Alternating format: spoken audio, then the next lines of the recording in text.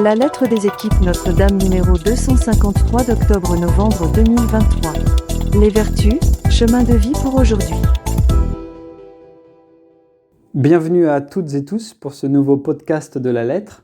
Vous retrouverez le sommaire de cette lettre dans la description du podcast et pour y accéder, rien de plus simple, il vous suffit de cliquer sur le mot « plus » que vous trouverez après la description. Chaque article a un horodatage qui lui correspond. Il vous suffit de cliquer sur l'horodatage pour accéder directement à l'article qui vous intéresse. Nous vous souhaitons une très bonne écoute. Voici l'édito de Pascal et Bertrand Mazas, rédacteurs en chef. La réflexion sur les vertus que nous propose cette année le mouvement, les vertus, un chemin vers le bonheur, ne nous est sans doute pas très familière. La vertu, une quête superflue et dépassée ? Le terme vertu lui-même peut sembler un peu galvaudé, souvent confondu avec celui de valeur, comme nous l'écouterons dans cette lettre. Et pourtant, nous pratiquons dans notre vie quotidienne l'exercice des vertus dès lors que nous posons des actes bons, en donnant le meilleur de nous-mêmes. Car la vertu est disposition à l'acte et non au sentiment. Chacun a besoin de repères pour s'orienter dans ses actions. C'est la fonction des vertus qui, comme nous l'écouterons tout au long des articles proposés, sont liées entre elles. Les vertus cardinales jouent un rôle charnière et pour le couple chrétien, les vertus morales s'enracinent dans les vertus théologales, la foi, l'espérance et la charité. Dans chacune des lettres de cette année, un éclairage particulier sera donné sur une vertu. Dans celle-ci, plusieurs articles illustrent la vertu de prudence, qui, comme le dit Paul Clavier, est le GPS des autres vertus. Les vertus sont chemin de fraternité, chemin de liberté, chemin de croissance. Mais si ces vertus ne permettent pas de changer notre regard sur l'autre, de prendre soin de lui, de le faire grandir, alors est-ce vraiment à Dieu que conduiront tous ces chemins de vie que sont les vertus ? Bonne écoute. Saisir le bâton de service dans la joie. Article de Monique et Jean Dubrez, couple responsable de la super-région France-Luxembourg-Suisse, équipe Lyon 181. Joie de nous adresser à vous en tant que nouveau couple responsable de la super-région France-Luxembourg-Suisse. Nous sommes à la fois enthousiastes et impressionnés de nous inscrire dans la lignée des couples qui nous ont précédés dans ce service. Ouverts à l'interpellation du Père Caffarel à chercher ensemble, nous inscrirons nos actions dans les 4 axes tracés par la précédente équipe responsable France-Luxembourg-Suisse, que sont la spiritualité conjugale, Massabielle, la maison du couple, la vie d'équipe et l'entraide, la pédagogie des équipes. Au demeurant, nous aurons à cœur de permettre à la nouvelle équipe responsable d'exprimer sa sensibilité et ses talents. Nous sommes heureux de réunir autour de nous Agnès et Philippe Chicot, nos précieux assistants conseillers, pour nous aider à discerner et à développer nos initiatives, ainsi que notre conseiller spirituel, Dominique Raphaël Kling, dominicain de la province de Toulouse. L'équipe est renouvelée par moitié avec l'arrivée d'Edith et Barthélemy d'Estremaux, province Nord-Est Île-de-France, et de Christine et Hubert Mantel, qui nous succèdent à la province Sud-Ouest. Annie et Jean-Paul Carré, province Sud-Est, et Véronique et Bruno Ripaud, province Nord-Ouest, poursuivent leur service. Nous souhaitons nous placer avec vous sous la protection de la Sainte Famille, en méditant à l'imitation de Marie, en conduisant avec la sagesse de Saint Joseph et en apprenant comme Jésus enfant. Dans le prolongement de nos partages de l'an passé autour de la charte, nous souhaitons revisiter avec vous l'engagement aux équipes. À l'instar du sacrement de mariage, riche de ses grâces, l'engagement nous guide et nous conforte pour tracer une route, pour la suivre et y rester fidèle. En ce début d'année, avec la pédagogie des équipes, avec un devoir de s'asseoir sous le regard du Seigneur, et en nous encourageant dans nos équipes, nous allons pouvoir faire le point de nos activités, voir celles que nous pouvons moduler, voire interrompre temporairement pour nous mettre au service de notre mouvement à la suite d'un appel. La vie et le dynamisme de notre mouvement dépendent de notre investissement, illustration de notre engagement. Nous pensons que notre thème d'année, les vertus, un chemin vers le bonheur, va nous éclairer et nous fortifier. Soyez remerciés de votre application à ces devoirs de s'asseoir. Ils sont féconds pour vous et pour le mouvement. Le début de notre mandat est marqué par la préparation au Rassemblement international de Turin qui aura lieu du 15 au 20 juillet 2024. C'est la famille des équipiers du monde entier qui se retrouve. Au moment où vous recevez cette lettre, les inscriptions vont être bientôt closes. Nous espérons que l'entraide au sein des secteurs, entre les secteurs et les régions, a pu se concrétiser pour répondre aux impératifs contraignants. Ainsi, ceux d'entre nous qui ont des difficultés ont pu s'engager sans inquiétude. Au début de notre mission, nous écoutons volontiers Saint Jacques. Jacques, chapitre 3, versets 13 à 18. Bien-aimés, quelqu'un parmi vous a-t-il la sagesse et le savoir? Qu'il montre par sa vie exemplaire que la douceur et la sagesse inspirent ses actes. La sagesse, qui vient d'en haut, est d'abord pure, puis pacifique, bienveillante, conciliante, pleine de miséricorde et féconde en bons fruits, sans parti pris, sans hypocrisie. C'est dans la paix qu'est semée la justice qui donne son fruit aux artisans de la paix. Grâce au soutien de vos prières et avec l'aide de l'Esprit Saint, nous ferons tout pour agir avec sagesse et dans la paix. Très fraternellement, à vous.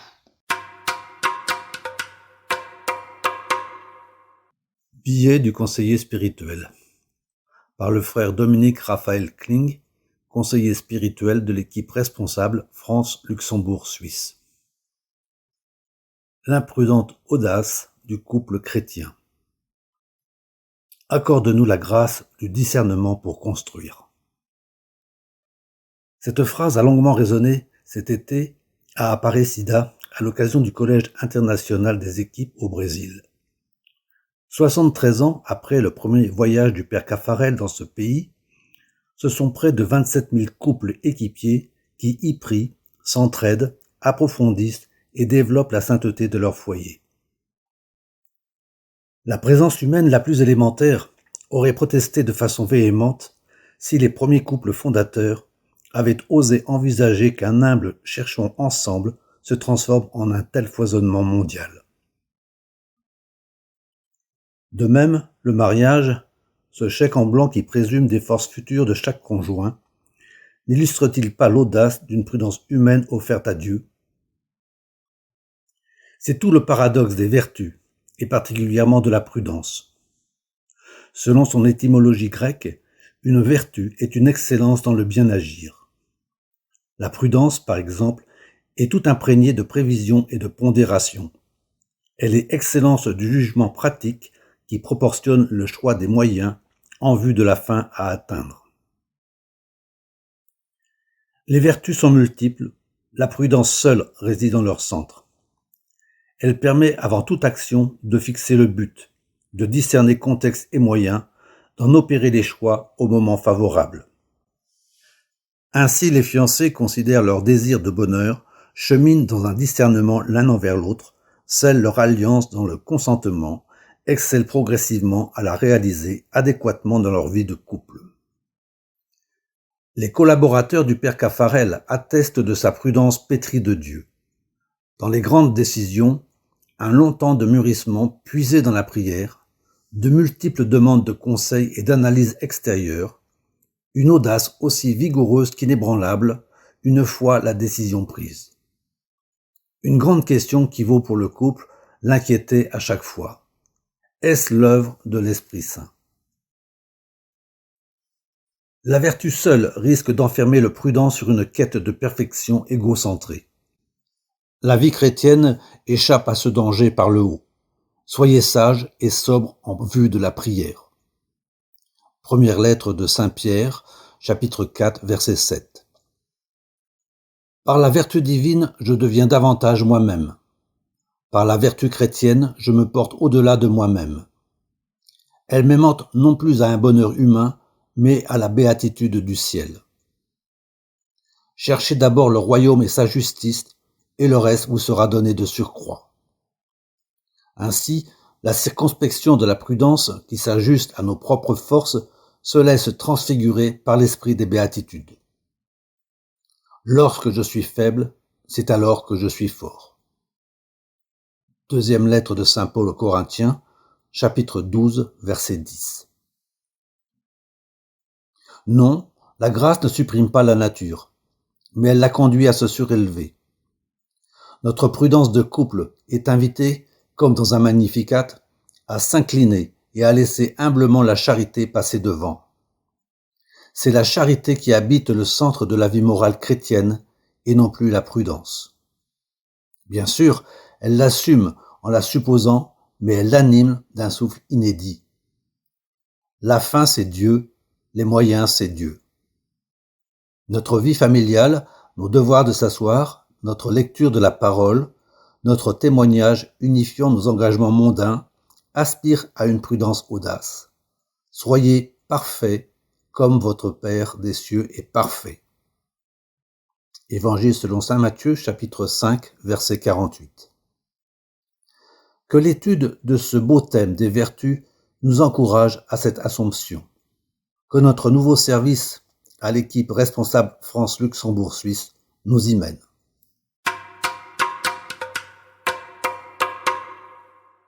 Rubrique Orientation de l'année. La vertu, un juste milieu. Par frère Benoît, abbaye de Maïlis. Le mot vertu n'a pas toujours bonne presse aujourd'hui, puisque pour beaucoup il signifie rigidité, devoir, ennui, effort, etc. Or, étymologiquement, vertu vient du latin virtus, qui veut dire force.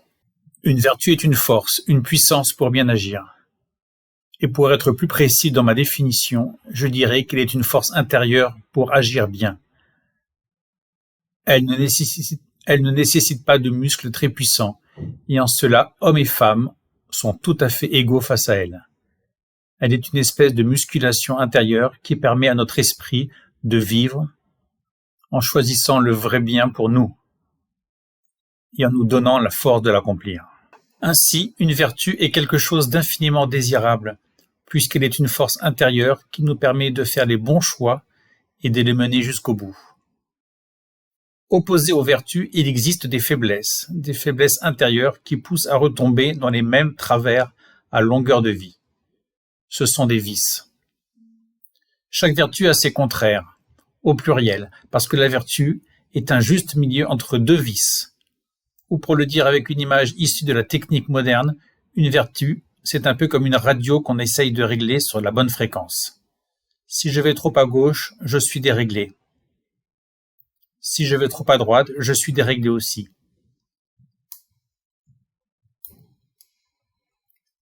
Le juste milieu, c'est la bonne fréquence, et la radio ne fonctionne très bien que si elle est calée sur le juste milieu. Par exemple, l'humilité est le juste milieu entre deux vices, l'exaltation de soi, l'orgueil et le mépris de soi. Au milieu, l'humilité et la juste estime de soi. La douceur, qui elle aussi est une force intérieure, est le juste milieu entre deux vices. La brutalité est une espèce de douceur excessive qui n'est que la faiblesse de quelqu'un de douceâtre. La patience se situe entre l'impatience que nous connaissons bien et l'excès de patience qui consiste à se résigner face à des maux intolérables. La vertu, donc, toute vertu, se situe au juste milieu. non pas une moyenne médiocre, mais la ligne de crête entre deux précipices, entre deux vices.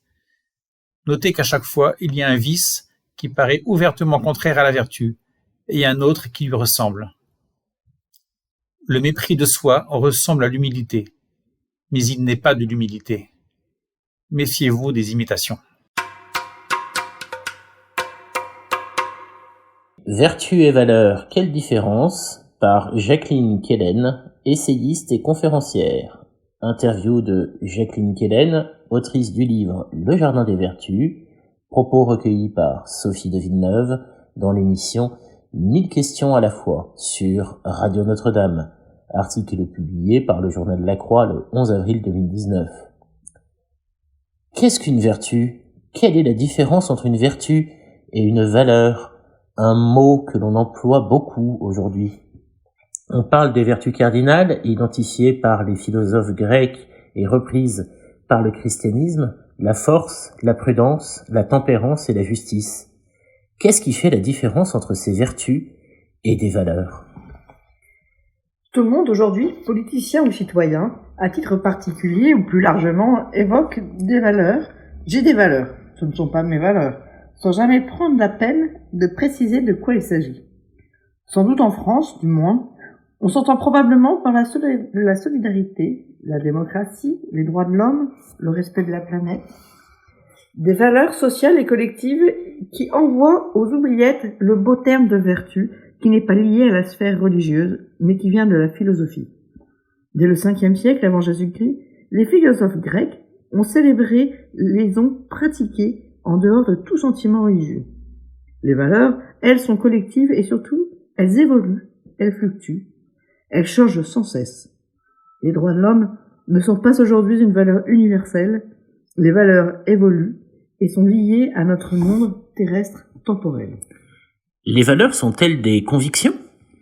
Oui, bien que l'on ne parle même plus de valeurs morales, un mot lui aussi passé à la trappe. On ne parle que d'éthique, car on ne parle qu'à hauteur d'homme, l'homme étant la mesure de toute chose, comme disait le sophiste Protagoras. Les vertus, elles, sont immuables. Tout le monde et de tout temps peut pratiquer la justice, la tempérance, la persévérance, la bonté, etc. Les vertus sont donc quelque chose que l'on pratique au contraire des valeurs. Les valeurs rassemblent une société, un peuple, tandis que la vertu est éminemment personnelle. De plus, je ne reçois pas la vertu au berceau, je la découvre, je la développe, je la pratique, elle demande une ascèse, un effort, une discipline. Les vertus demandent que l'on s'évertue. Pourquoi parle-t-on des vertus morales? Le mot vient du latin, vir, qui désigne la puissance masculine. La vertu désigne la puissance, l'excellence de l'être humain.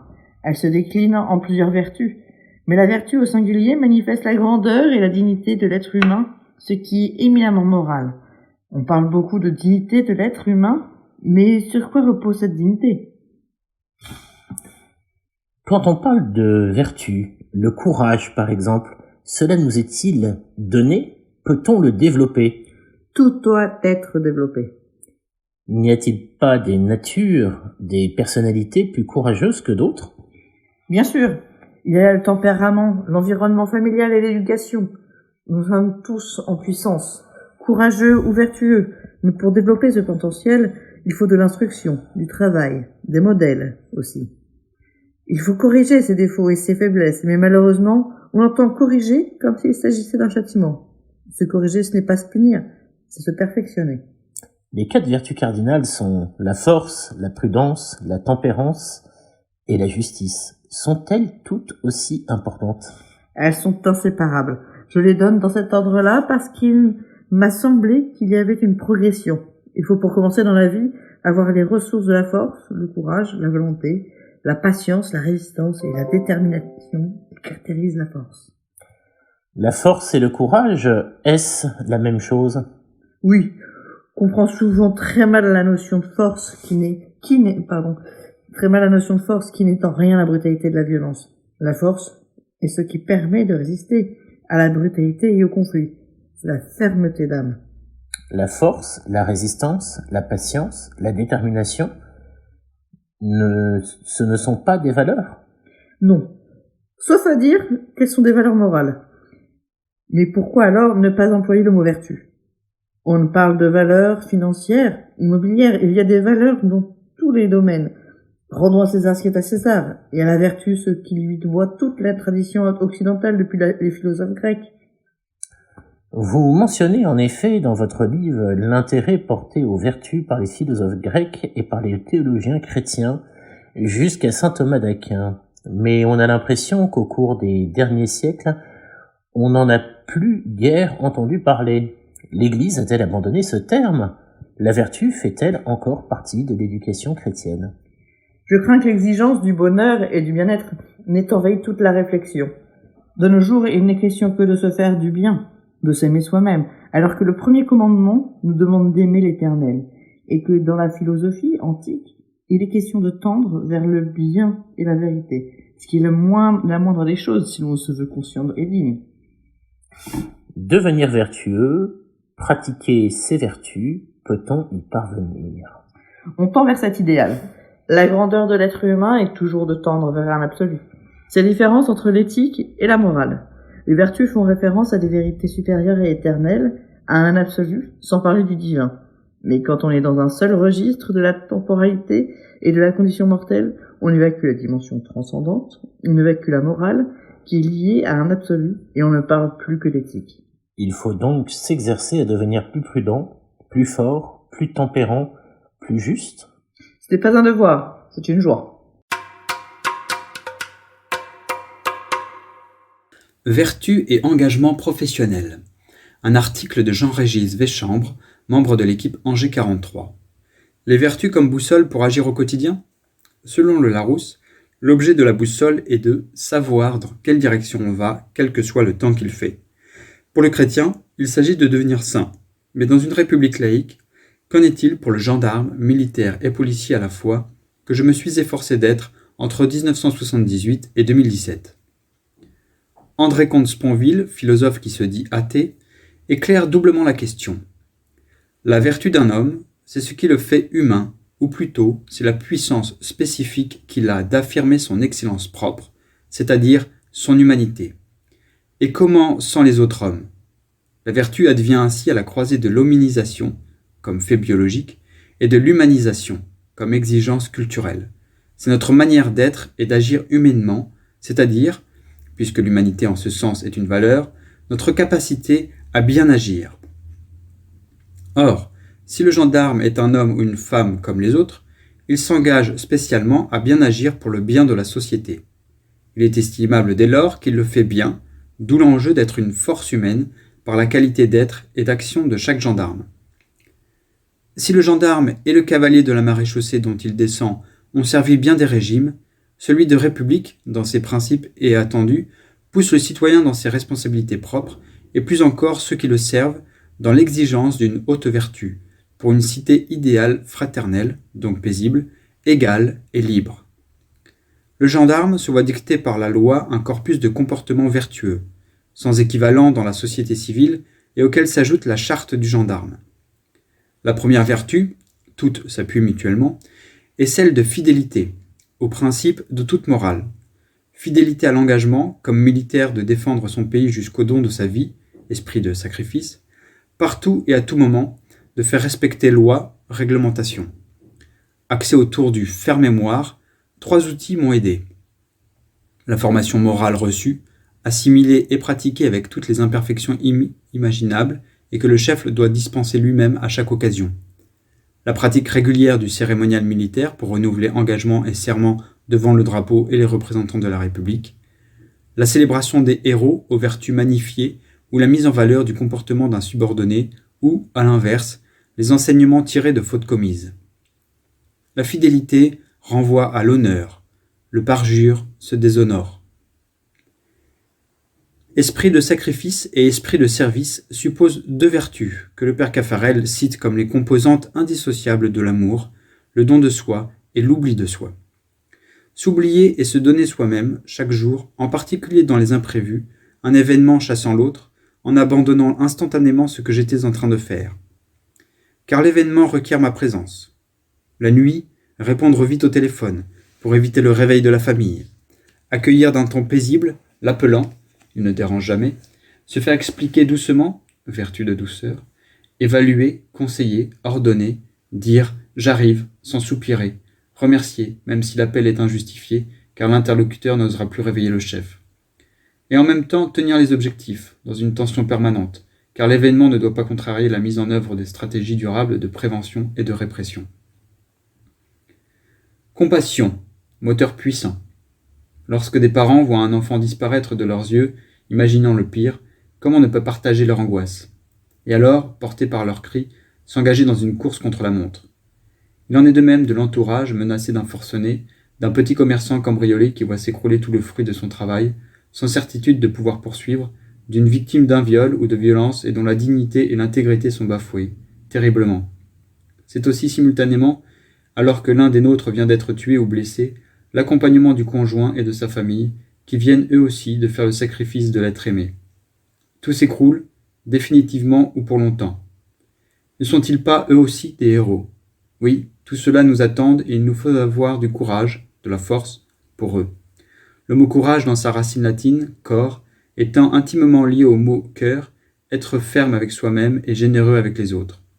La générosité, qui selon Spinoza, par la force de la raison nous invite à assister les autres hommes et à établir entre eux et nous un lien d'amitié. Servir, c'est aussi pour le chef servir la décision. Le chef, selon le règlement, prend des décisions et les exprime par des ordres, assume la responsabilité entière des ordres donnés et de leur exécution.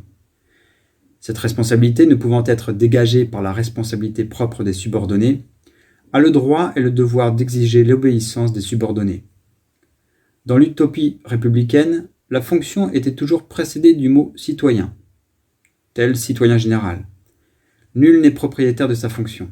Ceci appelle les vertus d'humilité et de prudence, mais plus encore celles de justice, égalité et refus du vice, et d'équité. Punir un subordonné. S'efforcer de voir entrer un camarade qu'il faut écouter, respecter dans sa dignité, et ne décider qu'ensuite, en faisant place à l'espérance au-delà des conséquences de la punition. J'ai puni plusieurs fois un gendarme pour des actes qu'il est justifiés, mais, contre l'avis de certains, je l'ai récompensé à plusieurs reprises pour des actes incroyables. Quelle joie, quelle fierté sur son visage. Et pourtant j'y ai parfois manqué, m'assurant, justement, un ressentiment définitif, dépassant ma propre personne. Assumer ses responsabilités, cette injonction fut un combat, celui du courage intellectuel. Ne pas reporter les problèmes et les charges sur ses subordonnés, s'efforcer de les protéger lorsqu'ils sont injustement mis en cause. Un défaut d'engagement que d'autres portent avec moi n'a pu prévenir le suicide d'un camarade, et encore un autre par excès de prudence. Ne pas mettre en œuvre des directives ou les faire amender parce qu'elles s'opposent au bien même de la mission. Je pense au jour où nous étions incités à ne pas constater d'usage de stupéfiants, infraction non réprimée, pour faire diminuer les chiffres de la délinquance. Or, les usagers sont auteurs de plus d'un tiers des cambriolages. Nous avons donc considérablement accru le nombre d'infractions d'usage tout en obtenant une baisse réelle de la délinquance. Désobéir, c'est ce que j'ai fait, mais la directive paraissait vicieuse, alors même que j'obéissais à l'injonction justifiée de résultats. Ceci nous conduit à la discipline intellectuelle. Faire sienne les orientations ou décisions supérieures est difficile, et la tentation de la critique m'a souvent saisi. Prudence et humilité sont les deux antidotes à l'orgueil. Servir, comme l'indique la Constitution, emporte le désintéressement et appelle l'exemplarité personnelle, en service comme hors service. Gendarme de jour et voleur la nuit, impossible. Citoyen exemplaire, telle est sa condition, aucune infraction dans aucun domaine et bien au-delà de la loi. Par exemple, si j'étais un obsédé sexuel, ce qui n'est pas interdit par la loi, comment pourrais-je recevoir et écouter la victime d'un viol? Les vertus de tempérance, de probité, de loyauté ne sont pas des options, et il faut sans cesse lutter contre les tentations. L'emploi de la force légitime ne saurait être un outil de répression. Il reste soumis aux vertus de prudence, d'humilité, de longanimité. Disons un mot du malfaisant, celui qui fait ou cherche à faire du mal à autrui. J'ai eu la chance de n'envoyer personne à la guillotine.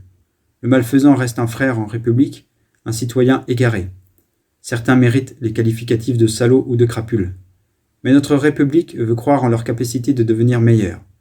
Un gendarme vertueux peut lui-même témoigner d'une espérance, celle de la bienfaisance. Enfin, parlons de gratitude.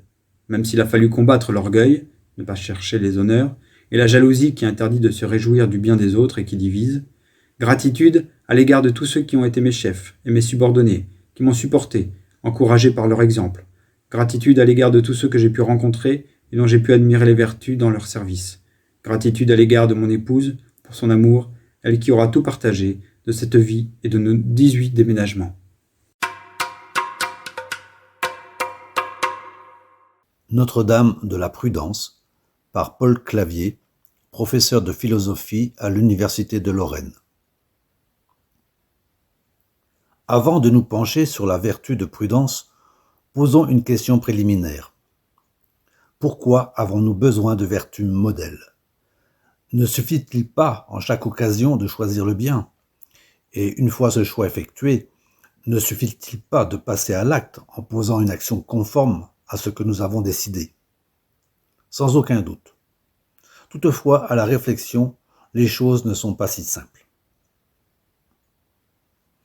Dans notre jeunesse, nos parents et nos éducateurs choisissent à notre place notre alimentation, notre logement, nos heures de sommeil, bref, tous les comportements de base de notre existence. Puis vient le moment pour nous d'agréer ces choix et de les assumer personnellement. Nous suivons alors, plus ou moins, les conseils qu'on nous a prodigués et les consignes qu'on nous donne. Nous nous en écartons parfois à nos risques et périls et finissons par trouver un régime à peu près stable de comportement.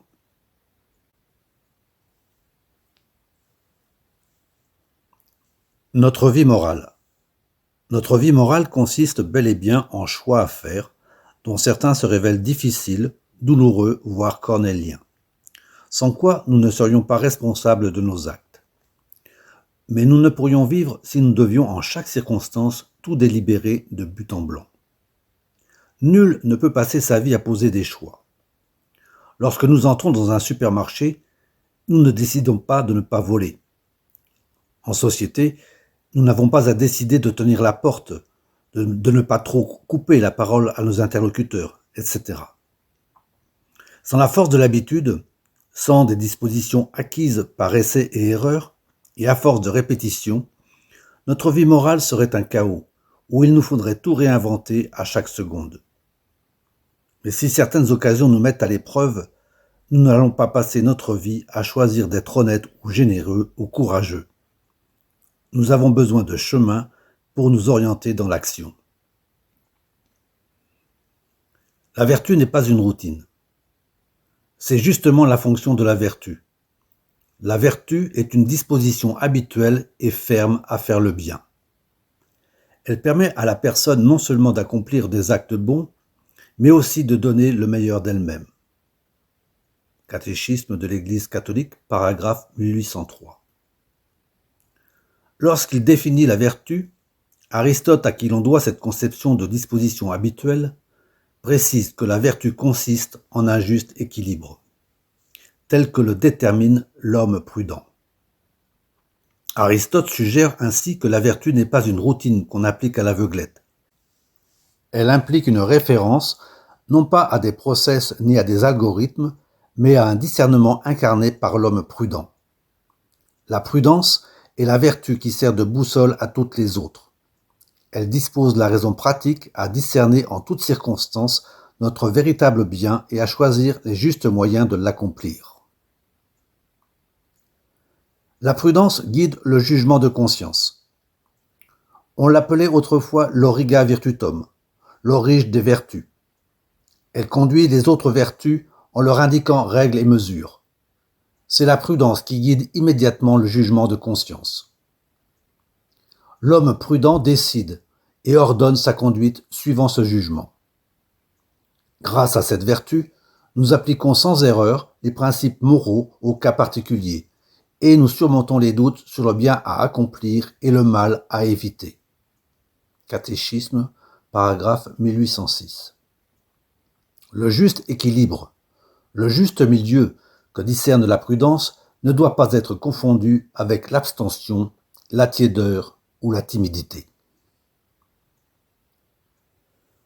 Marie, un modèle de prudence. Le modèle de la prudence humaine, comme on va le voir, c'est Notre-Dame. Pourtant, sa vie terrestre n'aura pas été un long fleuve tranquille, conventionnel et sans histoire. Il y a certes de la prévoyance dans l'exercice de la prudence, mais ce n'est pas une prévoyance craintive. C'est une forme de responsabilité réaliste qui voit à long terme.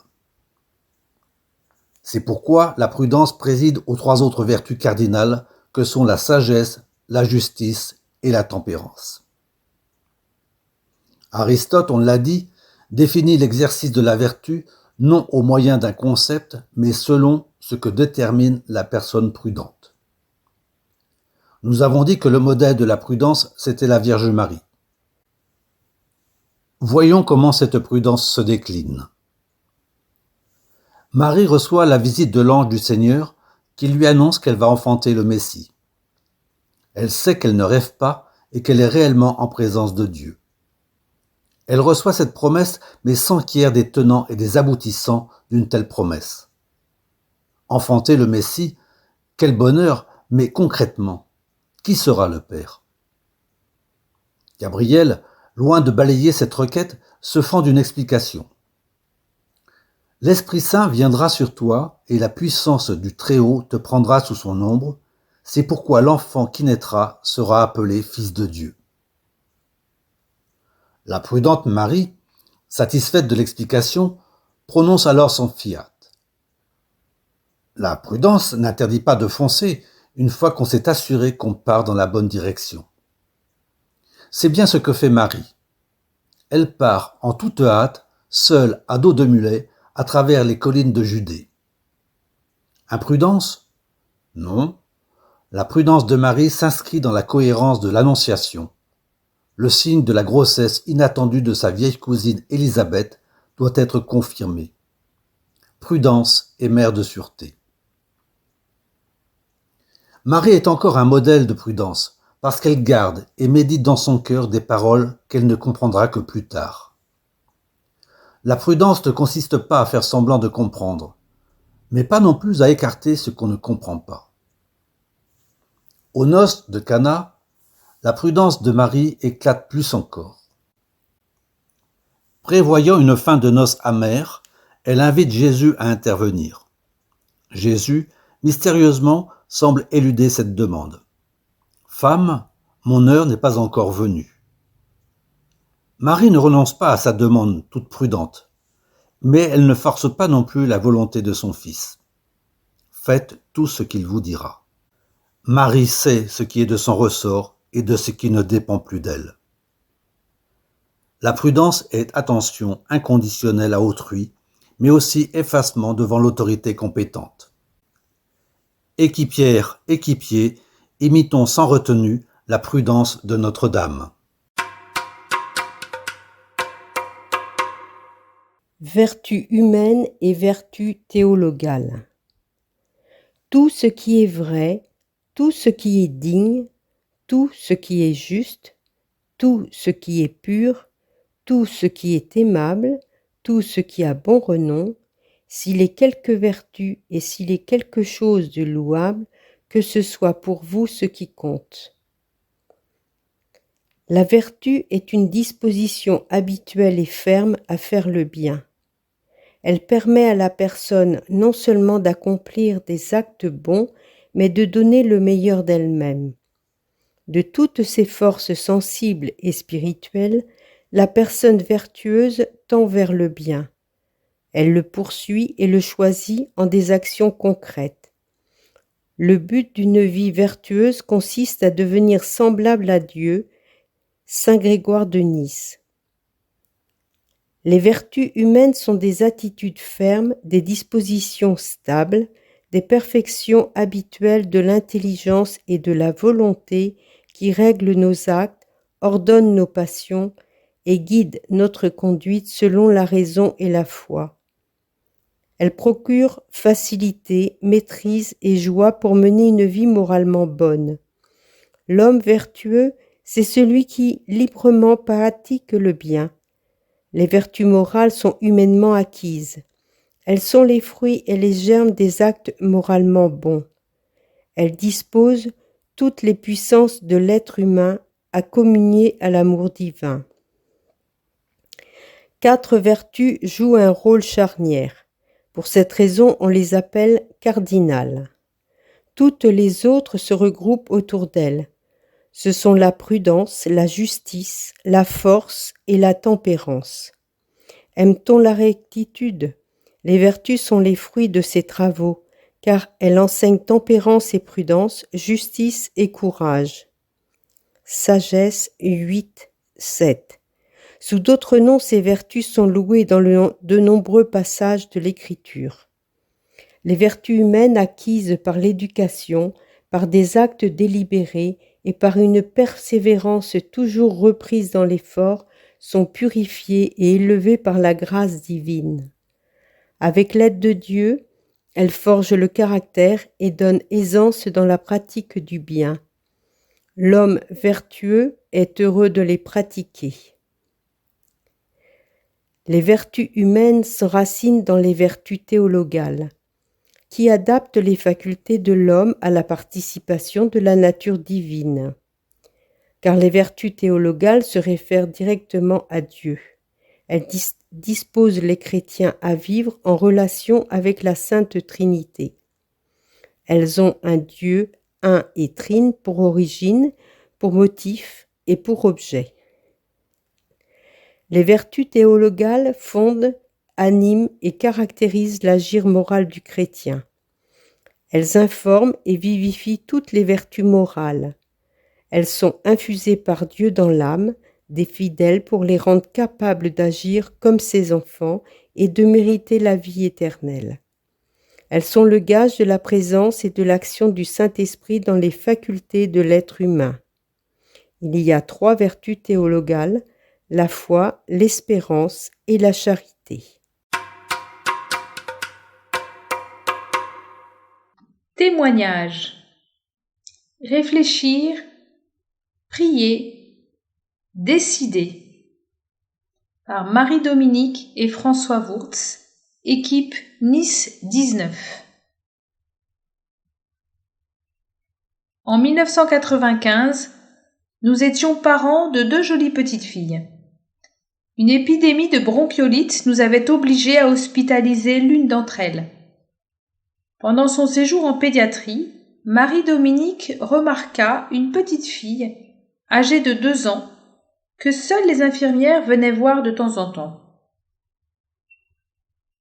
Un mois plus tard, lors d'un nouveau passage à l'hôpital, nous avons constaté qu'elle était toujours là.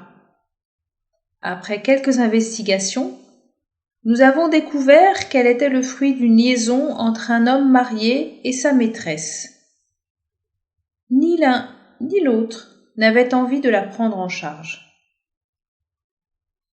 Parmi nos amis, un couple généreux était famille d'accueil, c'est-à-dire qu'ils s'occupaient d'enfants non adoptables, car leurs parents biologiques n'avaient pas renoncé officiellement à leurs droits parentaux.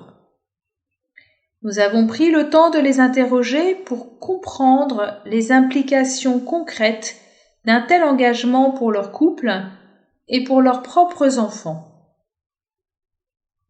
Après une longue réflexion, nous avons décidé d'écrire une lettre aux autorités compétentes pour proposer d'accueillir cette petite fille le temps qu'il faudrait avant qu'elle puisse être soit adoptée, soit élevée jusqu'à atteindre sa majorité. Le statut de famille d'accueil n'existait pas dans le pays où nous habitions. Une assistante sociale nous expliqua que notre démarche pourrait permettre d'ouvrir le débat sur les familles d'accueil. Elle se proposa de nous aider dans les démarches administratives. Mais à partir de ce moment, les choses se sont compliquées pour nous. On nous dit que la maman allait travailler en face de chez nous, puis qu'il faudrait qu'elle ait un droit de visite, etc. En fait, tout devenait progressivement de plus en plus difficile. Nous avons pris conseil auprès d'un moine qui nous a invités à prier. Mais les choses continuèrent de s'obscurcir sans que nous puissions discerner s'il s'agissait d'une lutte pour quelque chose de grand ou un signe pour que nous arrêtions ces démarches. Au bout de quelque temps, nous étions vraiment perdus. Après un nouvel appel à notre ami, celui-ci nous recommanda le jeûne. Le jour de la fin du jeûne, nous étions convoqués par l'assistante sociale qui nous reçut de fort mauvaise humeur. Nous lui avons expliqué que toutes les conditions qu'elle avait posées à notre demande pour devenir une famille d'accueil ne ressemblaient en rien à ce qui se pratiquait en France. Elle risquait même de mettre notre couple en péril. Sans nous concerter, nous nous sommes mis à l'instant et de concert en prière silencieuse. C'est alors qu'elle explosa, nous n'avons pas peur de le dire, dans un déchaînement de haine. Elle nous adressa de vifs reproches sur le thème de, je cite, « On voit bien là les cathos. Moi j'accompagne les filles avortées, et vous, que faites-vous » et de rajouter « Avec cette affaire, j'allais être promue et monter en grade. Vous y pensez à ma carrière ? Égoïste !» Nous sommes sortis de son bureau sonnés mais unis et remplis d'une vraie paix intérieure. L'épilogue de cette histoire a eu lieu plus tard dans un supermarché. Une dame a prononcé le prénom assez rare de la petite fille de l'hôpital. Une enfant du même âge qui lui ressemblait beaucoup lui a répondu. Nous avons appris ensuite que la mère biologique de la petite fille l'avait reprise avec elle. Un an plus tard, le Seigneur nous gratifiait de magnifiques jumeaux. Où est la prudence dans cette histoire ? Avant de prendre en couple une décision importante de vie, il faut savoir faire preuve de patience et savoir remettre les choses à Dieu dans la prière en couple et en communauté, voire dans le jeûne. Dieu répond toujours aux prières. Frappez et l'on vous ouvrira. Nous ne savons juste pas quand. Exercer les vertus pour entreprendre, par Armel et Olivier Fontaine, équipe Vernon 8. Un philosophe a expliqué un jour à Olivier la vertu de prudence par une analogie avec l'automobile. La force serait la vertu accélérateur, la tempérance serait la vertu frein, et la prudence, la vertu volant. Travaillant dans le secteur automobile, cette analogie lui allait bien. À la fin de l'été 2015, nous avons accepté de nous embarquer en couple dans la création d'une école indépendante pour soutenir la future directrice et son enthousiasmant projet pédagogique avec 2 autres couples de notre paroisse. Qu'est-ce qui pouvait bien pousser une infirmière, un assureur, un juriste, etc. à créer une entreprise durant leur loisir ? Nous étions bien convaincus que le chemin de salut pour nos enfants passait par l'instruction et l'éducation, mais les écoles que nous connaissions à l'époque ne proposaient pas clairement ce chemin. La création d'une offre alternative à ce qui existait déjà, c'est-à-dire d'une école libre, nous a paru le meilleur moyen d'emmener les enfants sur ce chemin. Une décision prudentielle puisque celle-ci, je cite, incline notre intelligence à choisir en toutes circonstances les meilleurs moyens pour atteindre nos fins en les subordonnant à notre fin dernière. En voiture, Simone. Mais à quoi ressemble Simone ? Quelle équipe pouvait le mieux bâtir cette école ? Il s'agissait d'embarquer prudemment dans l'automobile analogique avec les bonnes personnes, en découvrant l'itinéraire au fur et à mesure. Toute l'équipe a tenu le volant et nous avons débattu ensemble pour le tourner tous dans le même sens et dans le bon sens. Les premiers kilomètres furent parsemés de multiples carrefours. De quel nom baptiser l'établissement ? Quelle pédagogie appliquer ? Quel bâtiment dénicher, par exemple ? Nous prenions ces décisions toutes soumises à la fin dernière, d'offrir les moyens aux élèves de se construire une personnalité équilibrée et solide. Après prière, réflexion, demande de conseils auprès de personnes compétentes. Et elle l'était. Calé dans notre siège, notre premier coup de volant, en appuyant sur le champignon, fut l'élaboration commune de la charte de l'école. C'est autour de ce projet pédagogique que nous nous sommes tous agrégés, puisque la création de l'établissement lui donnait chair. Notre engagement pour ce projet pédagogique a été certainement la décision la plus engageante du point de vue prudentiel. Nous décidâmes ensuite, sans unanimité, de la marque de notre bolide, le nom de notre future école. Certains ont dû accepter l'avis de la majorité et renoncer à leur point de vue. Un acte prudentiel puisque le nom identifie l'objet pour longtemps. Son choix était une étape obligée sur notre route. Nous avons parcouru en couple 7 ans de route, au cœur d'un équipage qui acquit progressivement des compétences avec la croissance de l'école. Saint Ignace veillait. Agis comme si tout dépendait de toi, en sachant qu'en réalité, tout dépend de Dieu. Notre dernier coup de volant fut enfin le plus radical. Nous avons passé l'an dernier le volant à d'autres qui ont accepté de rejoindre l'équipe. À de nouveaux horizons, on vienne de nouveaux pilotes, et nous sommes très heureux de voir la machine filer vers l'avenir. En relisant ce parcours, nous constatons la présence d'un passager clandestin. Saint-Joseph nous a toujours accompagnés, et souvent même portés.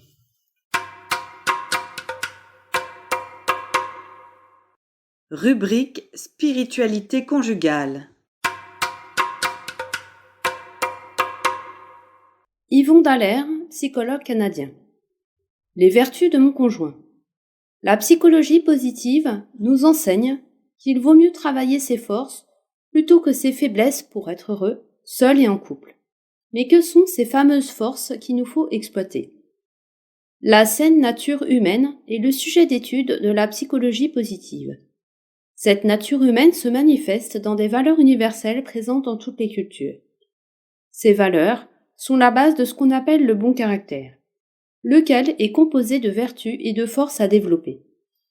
Vous êtes probablement tombé amoureux ou amoureuse de votre conjoint, peut-être parce qu'il ou elle manifestait l'une ou l'autre des 24 forces suivantes, reliées à 6 grandes vertus. Sagesse, curiosité, connaissance, ouverture d'esprit, débrouillardise, intelligence émotionnelle, projet d'avenir. Courage, bravoure, persévérance, honnêteté. Humanité. Générosité, capacité d'aimer et d'être aimé. Justice, loyauté, droiture, leadership. Tempérance, maîtrise de soi, discrétion, modestie. Transcendance, appréciation de la beauté, gratitude, optimisme, moralité, clémence, humour, enthousiasme. Comme personne n'est parfait, aucun de nous ne possède toutes ces forces. Mais à l'inverse des talents innés, nous pouvons développer certaines de ces forces et former peu à peu notre caractère. C'est ainsi que certaines personnes sont très loyales, persévérantes et ont du leadership, mais dénotent des faiblesses au plan de la débrouillardise, de la clémence et de la générosité. Pour être heureux avec votre conjoint et grandir en amour réciproque, mieux vaut mettre l'accent sur ses forces et accepter qu'il puisse manifester certaines faiblesses. Vouloir transformer ces faiblesses en force l'amènera à se sentir rejeté et développera chez lui ou elle un sentiment d'incompétence. Peu importe ce que je fais, tu n'es jamais satisfaite. Voici un petit exercice à faire pour augmenter l'harmonie et le bonheur de votre couple. Parmi les 24 forces ci-dessus, trouvez-en 3 chez votre conjoint-conjointe. Si vous avez de la difficulté à les trouver, rappelez-vous ce qui vous a initialement attiré chez votre conjoint ou conjointe. Pour chacune de ces 3 forces, écrivez un petit événement récent dans lequel il ou elle a exprimé cette force. Un événement qui vous a ému et qui vous a rappelé pourquoi vous l'aimez ou l'avez aimé. Il arrive parfois que ce qui était considéré comme une force au début soit devenu avec le temps ce que vous considérez maintenant comme un défaut. Par exemple, son optimisme peut aujourd'hui être perçu comme de l'irréalisme, sa persévérance comme de l'entêtement, sa maîtrise de soi comme de la froideur. Puis, faites lire ce texte de tendresse et d'expression amoureuse à votre conjoint. Je peux vous assurer qu'il ou elle ne restera pas indifférent ou indifférente à votre appréciation. Vous pourriez même lui expédier ce texte par la poste, mais assurez-vous d'être présente lorsqu'il ou elle ouvrira son courrier. Autre suggestion pour faire de votre couple un couple heureux à long terme et faire grandir votre amour. Tous les soirs avant de vous endormir, exprimez 2 compliments à votre conjoint à propos de ce qu'il ou elle a fait au cours de la journée.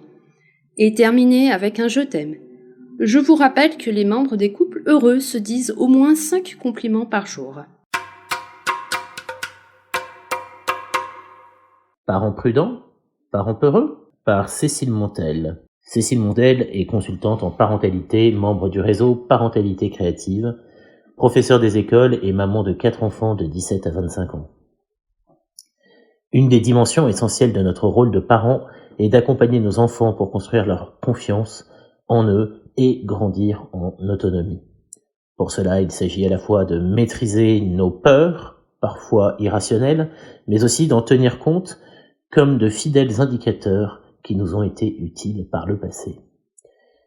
Il n'y a pas d'apprentissage sans expérimentation, ni risque, quel que soit l'âge. La prudence n'est pas d'éliminer le risque, mais bien d'aider l'enfant à l'apprivoiser.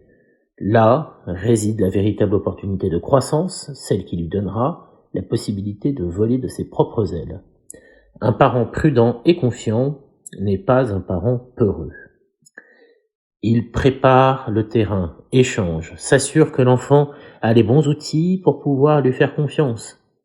Par exemple, la motricité libre permet au petit enfant d'être autonome dans son développement. Pour cela, l'adulte lui offre un environnement sécurisé et un cadre affectif, puis le laisse évoluer à son rythme. Autre exemple, l'utilisation d'un couteau peut être soumise à l'obtention d'un permis pour un enfant demandeur. D'abord un temps d'apprentissage, puis par la suite le droit de l'utiliser dans les règles préalablement définies.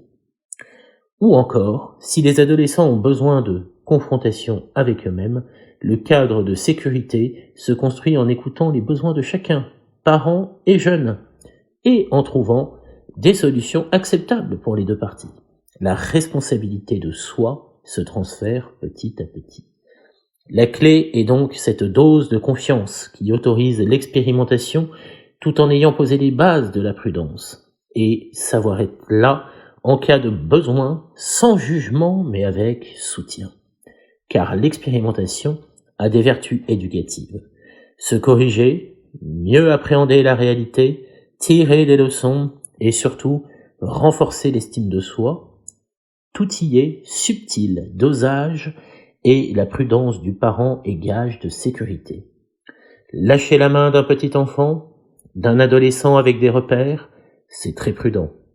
C'est savoir garder sa peur à bonne distance pour qu'elle ne serve de guide, mais n'entrave pas l'élan. N'être pas paralysé par la peur, c'est savoir que le risque existe, apprendre à l'affronter et être prêt lorsqu'un problème survient. Dans l'article, il est mentionné la motricité libre, qui est un concept créé par la pédiatre hongroise Amy Picker, qui propose de laisser l'enfant libre de ses mouvements et de ne pas les lui enseigner. Les vertus dans l'ordinaire de nos vies, par Emmanuel Riblier, membre du cabinet Raphaël. Quelle belle idée de nous proposer cette année de grandir en couple à l'école des vertus. La vertu est le fruit d'un apprentissage. Elle s'inscrit donc dans la durée et dans le temps long. La vertu nous oriente vers le bien, donc vers notre finalité. La vertu se développe et s'exerce par la pédagogie des petits pas. Enfin, la vertu s'enracine en nous par la répétition d'actes simples jusqu'à devenir une disposition ferme et habituelle à faire le bien. L'addition de tous ces termes est l'exact reflet de ce qui fait la trame de toute vie conjugale. En ce début d'année, où les différentes listes de choses à faire se multiplient, la priorité du faire sur l'être guette chacun d'entre nous. Il est donc d'autant plus essentiel de ne pas oublier la finalité de ce que nous avons à vivre en couple, en famille. Toute l'énergie que nous mettons à harmoniser les rythmes de chaque membre de la famille, à planifier, à anticiper, les courses, les dates de devoir de s'asseoir, les conduites, les périodes de rush professionnel, le temps de prière quotidien, cette incroyable gymnastique mentale n'a qu'un but, contribuer au bien-être de chacun. Bien-être qui n'est pas une finalité en soi, mais qui est lui-même au service du déploiement de notre vocation unique d'époux, d'épouse, d'enfant. Aller toujours plus vers l'adulte, c'est aller vers notre finalité, celle de correspondre chaque jour un peu plus au projet de vie et d'amour de Dieu sur nous. Comme la vertu, notre vie à deux passe par un apprentissage. Phase d'apprentissage particulièrement flagrante dans les premières années de vie d'un couple où l'ajustement et la découverte sont les chantiers majeurs. Il existe une forme de noviciat de la vie conjugale, comme il en existe une dans la vie monastique. Cette période est à vivre sans s'alarmer des secousses, mais en n'hésitant jamais à se faire aider par des professionnels pour éviter les mauvais plis. La pédagogie des petits pas n'est pas la plus médiatiquement éclatante. C'est pourtant celle que nous choisissons dès que nous sommes à une place d'éducateur, parents, grands-parents, enseignants. C'est aussi celle qui permet au Saint-Esprit, quand nous lui en laissons la place, de nous transformer de l'intérieur à sa manière, silencieusement efficace. Un mouvement de colère réprimé, l'énervement désamorcé face à un enfant qui nous agace, une impatience rattrapée avant qu'elle ne se transforme en paroles blessantes, une tentation de repli sur soi dépassée. Autant de micro-situations qui peuvent se transformer en monticules de découragement et d'amertume ou qui peuvent se laisser transfigurer en micro-victoires sur le chemin des vertus. Enfin, la vertu s'installe en nous grâce à la répétition. Or, la répétition s'invite beaucoup en fond d'écran de nos vies quotidiennes. Les rythmes domestiques, scolaires, professionnels structurent nos journées et sont tous fondés sur la répétition. Comment ne pas être écrasé ou seulement fatigué par la puissante roue de la routine? Comment garder vivante la gratitude pour chaque jour qui se renouvelle? La disposition ferme et habituelle à faire le bien, comme le dit le catéchisme de l'Église catholique à propos de la vertu, s'exerce dans ce plein accueil de l'ordinaire de nos vies. N'oublions pas que ce qui a du sens ne fatigue pas. Quand nous sommes épuisés, trop vite, après la rentrée, il peut être bon de revisiter nos agendas pour en réinterroger le sens. Si tu mets le Christ dans tout ce que tu fais, tu le trouveras dans tout ce qui t'arrive. Monseigneur J.K.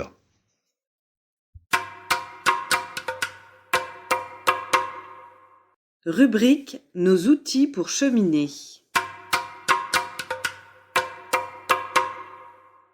Règles de vie et vertus de prudence par Anne-Claire et Stéphane Engens de l'équipe Lyon 158. Le point concret d'effort de l'année est la règle de vie. Et si je me fixais une règle de vie pour faire grandir en moi la vertu de prudence? Voici ce que le catéchisme de l'Église catholique dit de cette vertu, numéro 1806. La prudence est la vertu qui dispose la raison pratique à discerner en toutes circonstances notre véritable bien et à choisir les justes moyens de l'accomplir. L'homme avisé surveille ses pas. Soyez sage et sobre en vue de la prière. La prudence est la droite règle de l'action, écrit saint Thomas, après Aristote. Elle ne se confond ni avec la timidité ou la peur, ni avec la duplicité ou la dissimulation. Elle est dite auriga virtutum, c'est-à-dire conductrice des vertus. Elle conduit les autres vertus en leur indiquant règles et mesures. C'est la prudence qui guide immédiatement le jugement de conscience. La personne prudente décide et ordonne sa conduite suivant ce jugement. Grâce à cette vertu, nous appliquons sans erreur les principes moraux au cas particulier et nous surmontons les doutes sur le bien à accomplir et le mal à éviter. Voici une liste de questions qui peuvent m'inspirer une règle de vie. Ai-je à faire grandir la prudence dans ma vie de tous les jours? Au volant, pour éviter de mettre ma vie et celle des autres en danger? Dans ma consommation d'alcool, pour rester lucide? Dans mon alimentation ou mon hygiène de vie, pour rester en bonne santé? Dans mes activités sportives ou de loisirs, pour garder du temps pour les autres? Dans la gestion de mes passions, pour conserver ma liberté? Dans mon utilisation des outils digitaux? Ai-je à faire grandir la prudence dans mes relations aux autres? Dans le choix de mes amitiés pour qu'elles me construisent? Dans mon engagement professionnel ou associatif pour qu'il me permette de valoriser mes talents et de respecter ma conscience? Dans mes relations avec les personnes de l'autre sexe pour rester fidèle à mon engagement? Dans la gestion de mon agenda pour respecter mes rendez-vous? Ai-je à faire grandir la prudence dans ma vie pour y laisser la première place à Dieu? Dans l'organisation de mes journées pour laisser une place à la prière? Dans l'organisation de mes week-ends pour arriver à l'heure à la messe dominicale? Dans la disponibilité de mon cœur pour rester attentif aux appels du Seigneur? Bon discernement pour votre prochaine règle de vie. Bâtisseur ou locataire par le père Henri Caffarel. On n'habite pas un mouvement de spiritualité, on y adhère. Entendez ce mot au sens fort. Tandis que l'habitant d'une maison s'estime quitte lorsqu'il a payé son loyer et profite alors sans scrupule du confort qu'il y trouve, l'adhérent d'un mouvement, lui, s'interdit d'avoir une âme de tranquille profiteur. Payer sa cotisation ne lui suffit pas. Se plaindre quand une décision le gêne, revendiquer des avantages supplémentaires, se désolidariser des autres, en prendre et en laisser, cela lui paraîtrait odieux. Il ne se situe pas en face du mouvement, comme le locataire en face du propriétaire, le syndiqué en face du patron. Mais il se sait et se veut membre d'un tout. Il se sait et se veut responsable du tout. Solidaire de tous, il pense « nous », ne se désolidarise jamais que le mouvement décline ou qu'il progresse. Un mouvement vivant est un mouvement qui se construit chaque jour, grâce à l'action de chacun de ses membres. Chacun sur le chantier assume une responsabilité qui lui est propre, selon ses aptitudes, ses ressources, son temps, en générosité. Un mouvement glisse à la mort lorsque ses adhérents passent d'une mentalité de bâtisseur à une mentalité de locataire. Contribuez-vous à bâtir le mouvement, vous tous, les membres des équipes Notre-Dame? Je vous invite à vous poser la question, car il faut que notre mouvement vive et grandisse. Il est bien des manières de travailler au progrès du mouvement.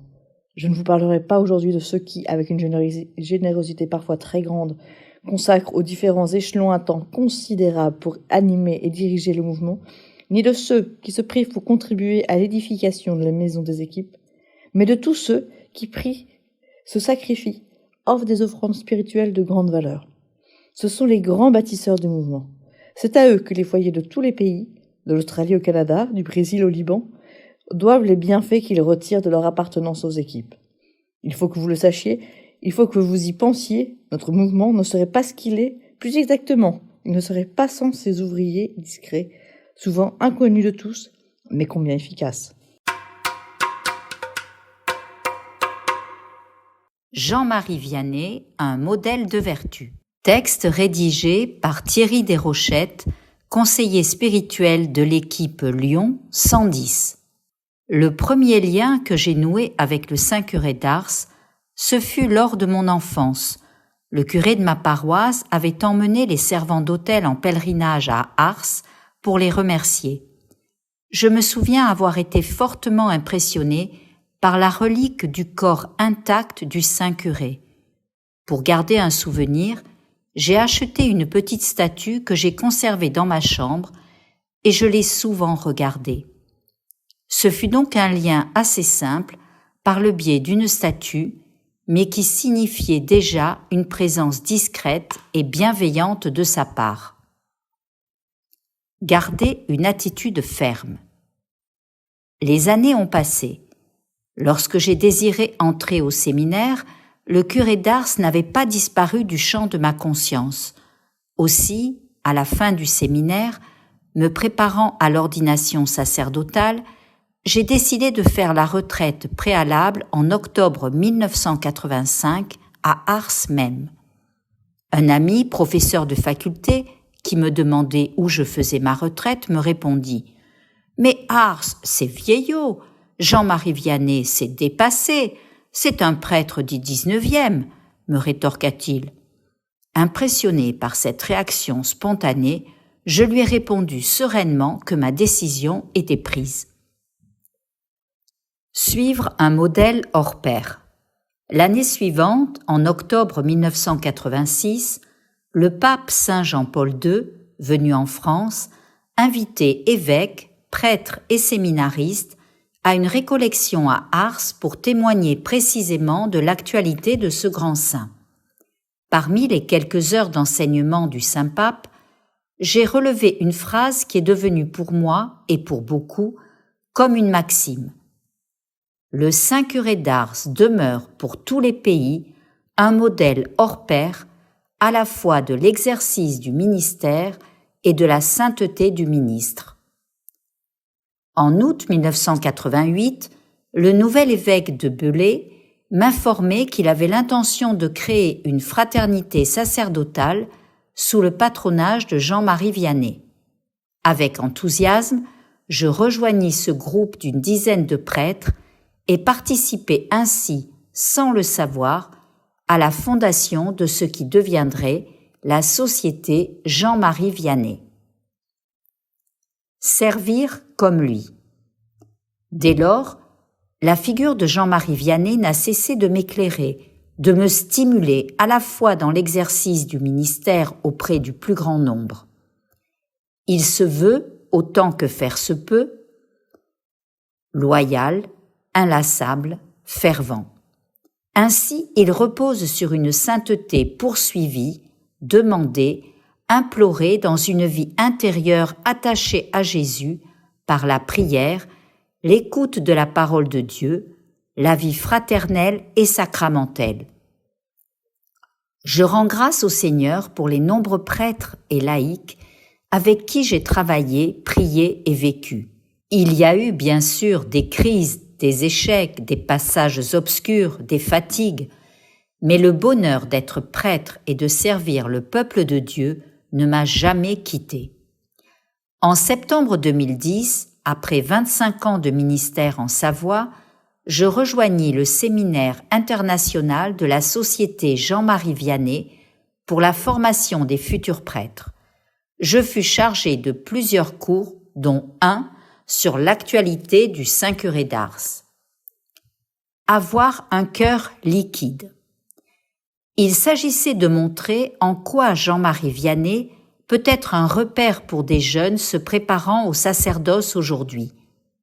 Pour répondre brièvement à cette question délicate, une parole de notre saint curé, prononcée pour parler des saints, peut nous éclairer. Les saints ont le cœur liquide. Il ne savait pas qu'il parlait de lui-même. Un cœur liquide parce que branché à la source, un cœur de chair, un cœur habité par l'amour de Dieu, bien sûr, mais aussi des pauvres, des pécheurs, des prêtres et de l'Église, autrement dit, des gens qu'il rencontrait. Celui qui a le cœur liquide par excellence, c'est le Christ, dont le cœur transpercé par la lance du soldat romain a laissé s'écouler du sang et de l'eau. Jésus, dans sa rencontre avec la Samaritaine, a parlé de cette eau vive qui jaillirait en celui qui croit en lui. Rechercher la vertu. Jean-Marie Vianney a été pour ses contemporains une occasion de côtoyer le Christ, le bon pasteur. Il le disait lui-même. Là où les saints passent, Dieu passe avec eux. C'est bien cet amour de Dieu qui se révélait dans le ministère de service, d'écoute, de compassion et de proclamation de la vérité que Jean-Marie Vianney a exercé avec une grande vertu. Et cela vaut la peine de regarder dans le détail les différentes manifestations de cet amour concret, lucide et parfaitement adapté aux diverses situations de son ministère et de sa vie personnelle. C'est aussi vrai pour les moments plus difficiles qu'il a dû traverser, d'abord lors de sa préparation au sacerdoce, puis au début de son ministère sous le regard souvent méprisant de ses confrères, ensuite dans le travail harassant, jusqu'à 15 heures par jour passées au confessionnal, et enfin lors des crises de désespoir surmontées. Bien sûr, il ne s'agit pas pour des prêtres d'aujourd'hui de faire un copier-coller ou un clone de Jean-Marie Vianney. Chaque prêtre a reçu sa grâce propre pour son époque et le ministère qui lui est confié par l'Église. La vertu d'abandon, par le père Henri Caffarel, transcription partielle d'un exposé. L'abandon, c'est la réponse de notre amour aux avances de l'amour divin que, peu à peu, nous apprenons à déchiffrer à travers les événements. C'est dans la mesure où l'on vit le moment présent, où l'on n'est pas retenu par le passé ou projeté dans l'avenir, ni projeté à droite et à gauche, c'est dans la mesure où l'on vit l'instant présent que l'on pratique cette vertu d'abandon dont nous avons parlé. Le moment présent, c'est le lieu où nous pouvons rencontrer Dieu. Le moment présent, c'est le lieu de rendez-vous avec Dieu. Les heures les plus saintes que j'ai vécues dans le passé ne sont pas pour moi lieu de rendez-vous avec Dieu. Les heures les plus simples que je vivrai dans l'avenir ne sont pas pour moi lieu de rendez-vous avec Dieu. Le seul lieu où Dieu est, où il m'attend, c'est le moment présent, d'où l'importance de vivre le moment présent. Cet exposé qui nous a parlé de la spiritualité de l'abandon est fondé sur des affirmations incontestables tirées de l'Écriture. La spiritualité de l'abandon n'est pas une spiritualité hasardeuse dans laquelle nous nous lançons, mais une spiritualité basée sur des affirmations tirées de l'Écriture, simples et incontestables.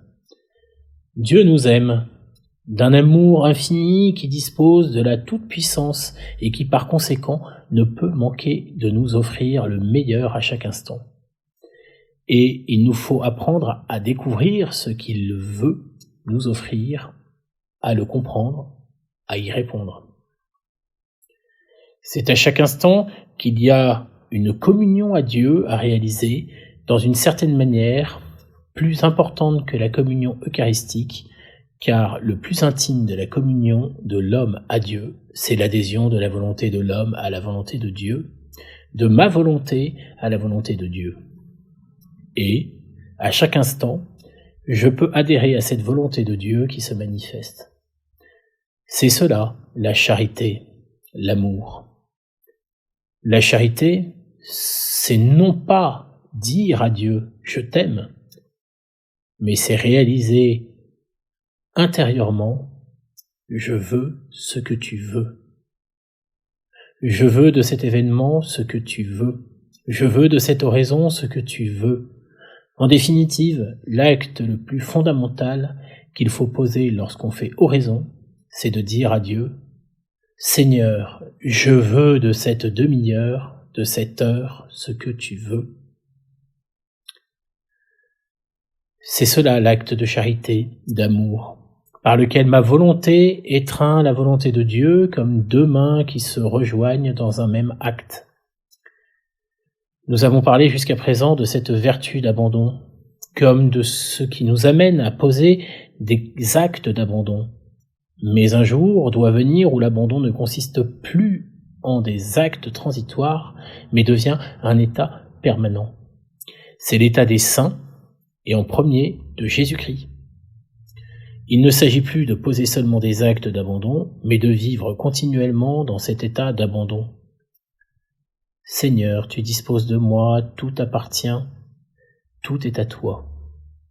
Cet état d'abandon, ce n'est pas seulement une disposition en nous, mais une souplesse à l'action de l'Esprit Saint. Le vrai Fils de Dieu, c'est celui qui est mu par l'Esprit de Dieu. Il est mu parce qu'il est abandonné au sens où le corps est abandonné à l'âme, où il est docile à l'âme, où il est mu par l'âme. C'est dans ce sens qu'il faut être abandonné à l'Esprit Saint au terme d'une vie d'amour de Dieu. Abandonné à l'Esprit Saint, comme mon corps est abandonné à mon âme, tout mon être doit être abandonné à l'Esprit Saint. Lorsqu'on dit « Quand tu étais jeune, tu mettais toi-même ta ceinture, tu allais où tu voulais, quand tu auras vieilli, tu étendras les mains et un autre te ceindra et te mènera où tu ne voudrais pas. » On comprend que cet autre, c'est le bourreau, mais il faut aussi le comprendre, un autre te mènera avec un grand A majuscule, Dieu. Et il faut dire cette prière, oui Seigneur, j'ai tellement plus confiance en cet autre qu'en moi-même.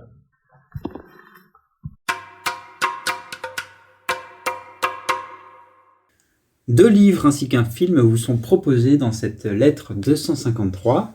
Le premier livre est du frère Tanguy Marie Pouliken aux éditions Pierre Tecky, 148 pages, édité en 2023. À 15,90 €, il s'agit de Discerner pour bien agir avec Saint Ignace et le pape François. L'auteur, en s'appuyant sur les exercices spirituels et sur les catéchèses sur le discernement du pape François, explicite les étapes clés et les conditions pour poser un choix libre, définitif, unifié et personnel. Il nous familiarise pas à pas avec notre intériorité, nous rendant vigilants aux signaux qu'envoie notre conscience, aux émotions qui nous traversent, aux consolations ou désolations qui nous habitent. Loin d'une checklist ou de recettes toutes faites pour le bonheur, ce livre sera une aide précieuse dans les petites comme dans les grandes décisions pour aller de l'avant et s'engager de façon assurée et sans regret. Notre deuxième proposition est d'Éric Emmanuel Schmitt aux éditions Albin Michel, 217 pages, une édition de 2023 à 19,99 €. Le défi de Jérusalem. Après La Nuit de feu, ouvrage dans lequel Éric Emmanuel Schmitt racontait sa conversion dans le désert du Hogar, l'auteur part en pèlerinage en Terre Sainte, en service commandé, pour écrire un livre. Pourquoi partir ? Se demande-t-il. Il confie ses impressions de voyage, ses expériences et ses découvertes lors de la visite des lieux saints, Nazareth, Bethléem, le mont des Béatitudes, Césarée, mais c'est un itinéraire spirituel qui se dessine peu à peu. Le christianisme alors s'incarne. L'Eucharistie acquiert une importance nouvelle. La foi chrétienne, qui réclame au départ une intelligence persévérante, devient pour lui une foi d'adhésion.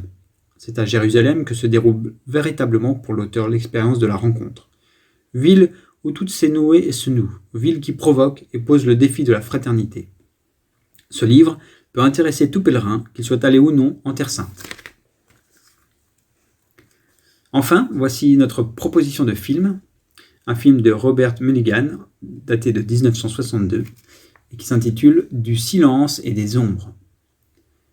Les films de procès constituent un genre à part entière du cinéma hollywoodien. Ils ont le mérite de placer le spectateur dans la position du juré et de le confronter à des réflexions essentielles sur le bien et le mal, l'amour et la haine, l'hypocrisie et le mensonge, et de manière générale sur les choix qu'une vie nous amène à effectuer. En effet, dans Du silence et des ombres, la caméra est plusieurs fois disposée à la place des jurés, qui écoutent le plaidoyer du héros, l'avocat Atticus Finch. Dans une petite ville du sud des États-Unis, un avocat veuf est commis d'office pour défendre un homme noir accusé du viol d'une jeune fille blanche. Alors que ses tâches professionnelles le retiennent, ses deux enfants se livrent à leur jeu qui les mène souvent vers la maison aussi effrayante qu'attirante d'un voisin mystérieux. Adoptant fréquemment le point de vue des enfants, le récit fait alterner ces deux intrigues jusqu'à les réunir en une seule. L'histoire, racontée dans ce film, est d'une grande valeur à plusieurs titres. Artistiquement, son réalisateur, Robert Mulligan, parfois boudé par la critique, a fini par obtenir plusieurs Oscars pour ce film. Mais il retient aussi l'attention sur le plan moral, notamment dans sa représentation lumineuse des vertus et des vices. Des vertus, il en est question à plusieurs reprises dans ce film, qui est une adaptation du roman d'Harper Lee, Ne tirez pas sur l'oiseau moqueur. En voici quelques exemples. La justice, bien évidemment, car Atticus Finch ne se résout pas à accepter que celle des hommes soit injuste. Le courage, dont fait preuve cet avocat, qui accepte de défendre l'indéfendable au regard de la société raciste dans laquelle il vit. La prudence, lorsqu'il se prépare à défendre physiquement le prisonnier qu'une foule veut lyncher. La tempérance, quand, entre l'ivresse d'un personnage et la vie fruste de l'avocat et de ses deux enfants, Atticus déclare à sa fille « Nous sommes pauvres, bien sûr, comme les autres ». La foi, brièvement mais résolument évoquée par le héros lors du procès. L'espérance, lorsque le héros se montre certain que l'appel innocentera son client. La charité, enfin, se manifeste notamment dans le regard des enfants, qui comprennent peu à peu, à la fin de l'histoire, le besoin d'amour de ce voisin mystérieux. Le film, de Robert Mulligan, cinéaste discret et élégant, s'inscrit dans la tradition des grands films humanistes, parvient à vous émouvoir profondément, par la maîtrise de son art, par les idées et les valeurs qu'il porte. Il semble dire à chacun de nous, petits et grands, jeunes et vieux, qu'il y a dans ce monde un chemin vers la bonté, et cela c'est rare et précieux. Prière. Plantez en moi les vertus, Seigneur, de saint Thomas d'Aquin. Ô Dieu qui pouvait tout, qui savait tout, qui n'avait ni commencement ni fin, vous qui donnez les vertus, les conserver et les récompenser, daignez me stabiliser sur le sol ferme de la foi, me protéger de l'inexpugnable bouclier de l'espérance, me parer du vêtement nuptial de la charité. Donnez-moi par la justice de vous être soumis, par la prudence d'éviter les pièges du diable, par la tempérance de garder un juste milieu, par la force de supporter patiemment l'adversité. Donnez-moi de partager volontiers le bien que j'ai avec celui qui en manque, le bien que je n'ai pas de le demander humblement à qui en est pourvu, le mal que j'ai fait de l'avouer loyalement, le mal que je souffre de le supporter avec égalité d'âme, le bien du prochain de le regarder sans envie, vos bienfaits de vous en rendre toujours grâce. Apprenez-moi à garder la règle dans ma tenue, ma démarche et mes gestes, retenir sur mes lèvres toute parole vaine, préserver mes pas de tout écart, empêcher mes yeux de divaguer, défendre mes oreilles des rumeurs, tenir le front humblement incliné, élever mon esprit vers le ciel, mépriser ce qui se passe, ne désirer que vous seul, dompter ma chair, purifier ma conscience, honorer les saints, vous louer dignement, progresser dans le bien et couronner mes bonnes actions par une sainte mort. Plantez en moi les vertus, Seigneur, en sorte que je sois dévoué aux choses divines, prévoyant dans les choses humaines et à charge à personne pour l'usage de mon corps. Donnez-moi, Seigneur, la ferveur dans la contrition, l'intégrité dans la confession, la plénitude dans la satisfaction. Mettez de l'ordre au-dedans de moi par une bonne vie, afin que je fasse ce qui convient, ce qui sera profitable à moi comme mérite et aux autres comme exemple.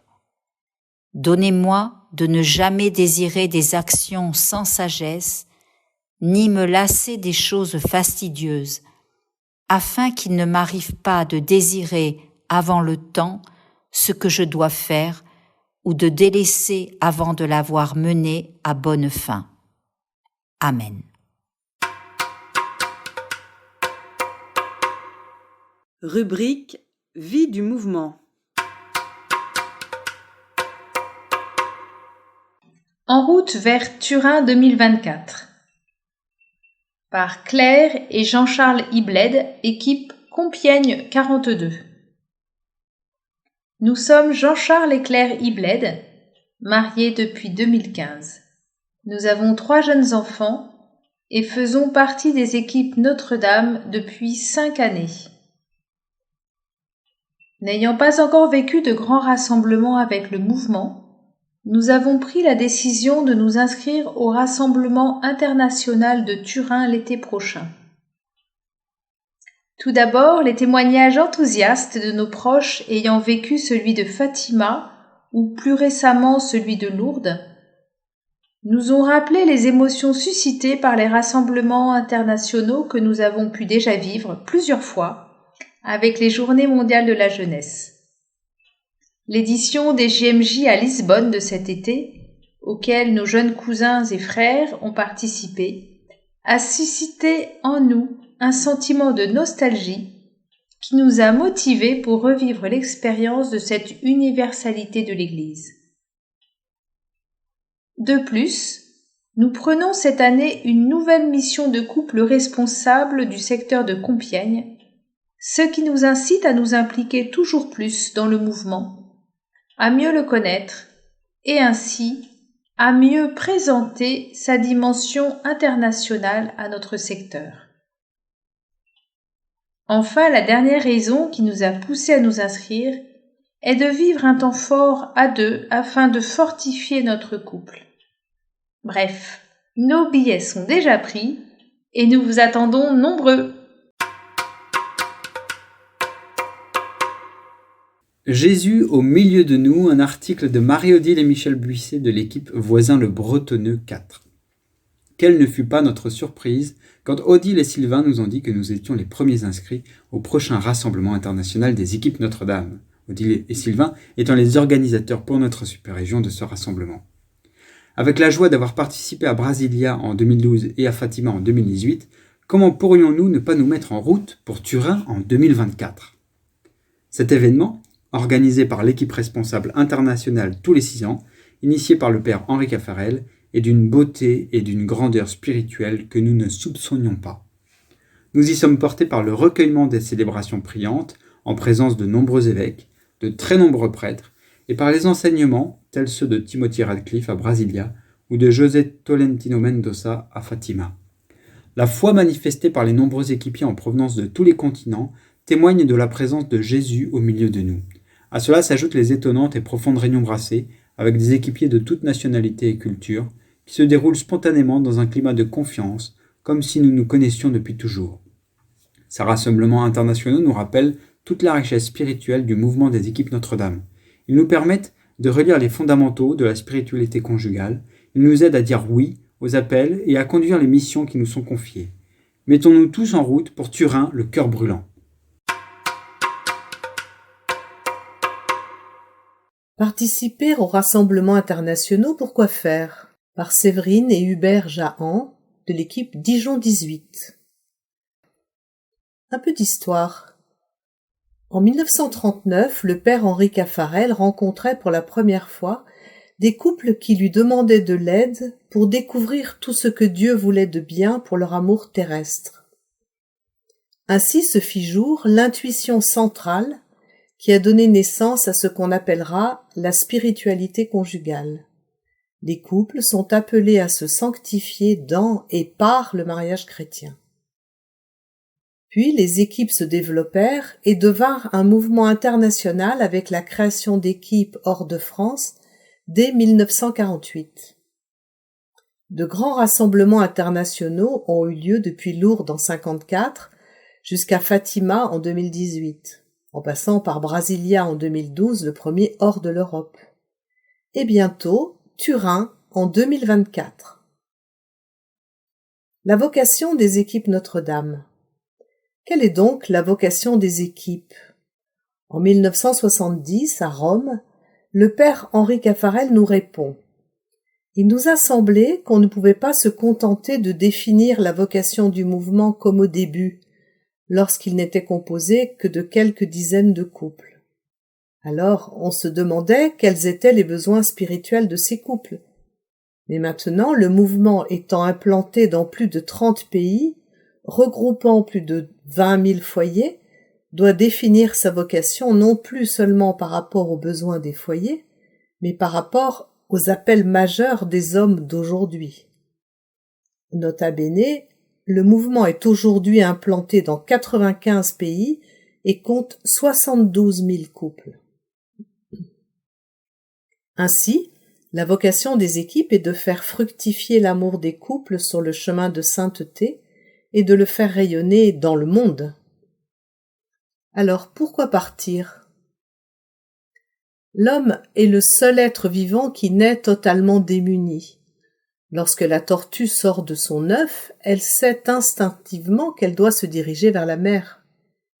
L'homme, quant à lui, naît sans rien savoir. Il lui faut donc recevoir, apprendre, comprendre et intégrer. Très vite, il a aussi besoin de rompre sa solitude et de se mettre en marche avec d'autres, comme les disciples d'Emmaüs. Cependant, l'athéisme actuel rend l'homme le corps las, l'âme lasse, la foi lasse peut-être, comme l'affirmait le père Henri Caffarel. Comment raviver cette foi? Dieu ne se dévoile-t-il pas au couple comme le fruit de la rencontre? Il n'est pas rare qu'au détour d'un rassemblement international, les couples s'exclament « Il est vivant, Dieu n'est pas mort, il est le Dieu vivant !» témoignait-il encore. En route vers Turin 2024. Notre cœur n'était-il pas brûlant en nous tandis qu'il nous parlait sur la route? Face au recul de la religion, l'homme est, par espérance, poussé à la religiosité avec un désir encore plus fort d'amour, d'intercession et de dévotion. À Turin, du 15 au 20 juillet 2024, nous pourrons nous aussi nous inscrire parmi la foule des pèlerins qui désirent raviver la flamme de leur amour, comme l'ont fait jadis les disciples d'Emmaüs. Il est temps.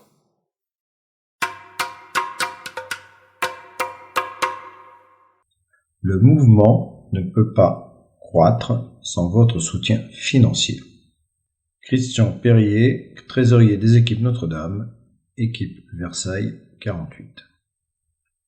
En 2022, nous avons constaté un léger redressement du nombre de couples ayant fait un don à l'association Équipe Notre-Dame et un montant moyen du don qui reste stable. Mais seul un couple équipier sur deux a participé financièrement à la vie du mouvement et le nombre de participants n'a toujours pas retrouvé son niveau pré-Covid. À l'occasion des 75 ans de la promulgation de la Charte des équipes Notre-Dame, en décembre 2022, nous avons tous eu l'occasion de la relire. Elle précise, parmi les obligations de chaque foyer, donner chaque année le fruit d'une de leurs journées de travail. Faire face à la pression inflationniste. Nous devons faire face depuis 2 ans à une forte pression inflationniste sur tous nos coûts, entre parenthèses, salaire, énergie, etc. Incompatible avec le constat d'un don moyen stable par couple équipier. Pour la maison Sabiel, qui a bien poursuivi le redressement de son activité en 2022, la forte pression inflationniste porte sur toutes nos charges, en particulier de chauffage et de restauration, et n'a pas permis le retour à l'équilibre de ces activités. Financer les projets à venir du mouvement. Par votre don en 2023, vous pouvez contribuer à financer en particulier les actions et les projets suivants. Développer des écoles d'oraison en France, aider la communauté fraternelle et priante de Massabielle, rendre possible la création de nouvelles équipes Parcours Ensemble, rendre possible le lancement de la lettre des équipes Notre-Dame et des thèmes en version électronique, soutenir un partenariat avec la revue Prier, avec le site Aletheia et avec la radio RCF. Soutenir la production du film Une seule chair, entre parenthèses, sortie prévue à l'automne 2023. Accentuer la présence des équipes Notre-Dame au Congrès Mission en région. Être solidaire financièrement du Rassemblement international à Turin, Italie, en juillet 2024. Tous ces projets sont l'avenir du mouvement. Alors, soyons généreux dans notre contribution. Le mouvement a besoin de nous pour financer les nouveaux projets.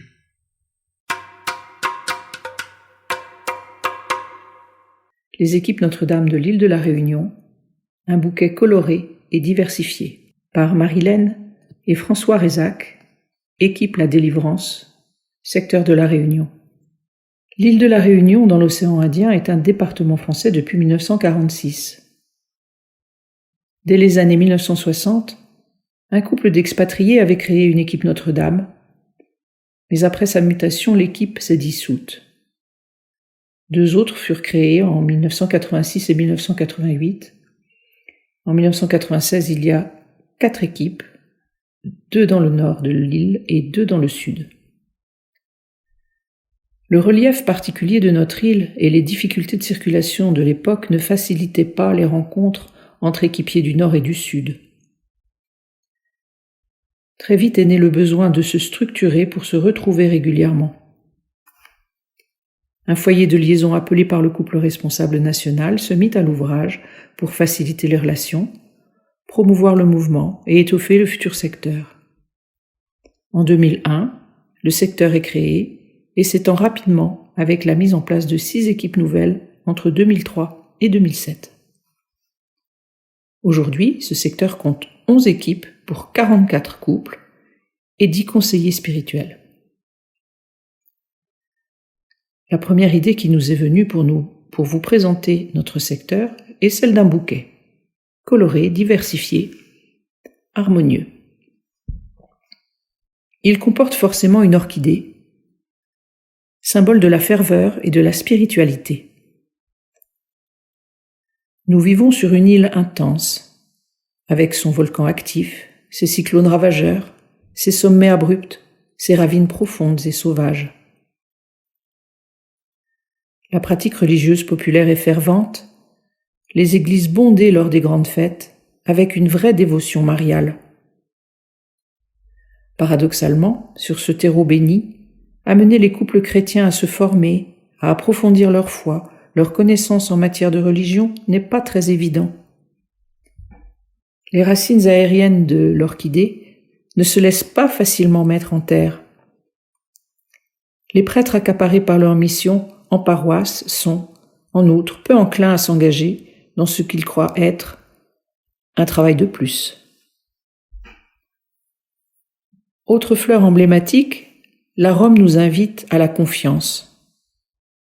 Il aurait pu illustrer la ligne de force de notre secteur durant ces années de Covid. Malgré le contexte difficile, cette confiance s'est traduite au niveau des équipiers par une relation fraternelle d'entraide. Celle-ci s'est largement manifestée lors de 3 épisodes dramatiques. Le décès de 2 équipiers en 2021 et 2023 et le décès d'un conseiller spirituel en 2022.